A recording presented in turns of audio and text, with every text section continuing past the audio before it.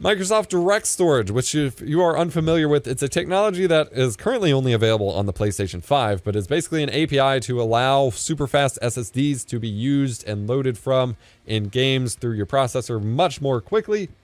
Excuse me.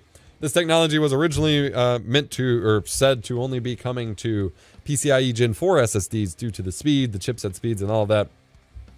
Apparently it will work on PCIe 3.0 drives as well, which is really good and important because there are a lot more of those out in the wild and a lot more slots for those out in the wild than PCIe 4.0. It's coming to those drives as well. It will just be slower. So that would be pretty interesting. Currently, there's no PC games that supports this.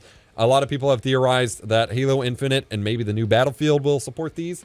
We don't know. It may not. Given that they're still developing it and haven't released it yet, those games may release before it's enabled and it not happen.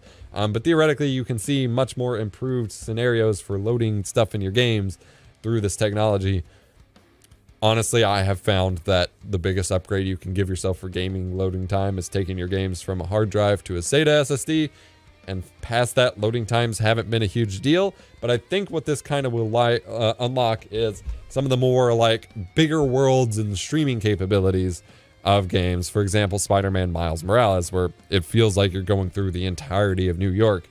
I don't think you can always do that with games that are built to not support it. However, you also, with PC, the issue is you can't just build a game to support that one feature because it's going to be installed on a plethora of systems that don't have that feature.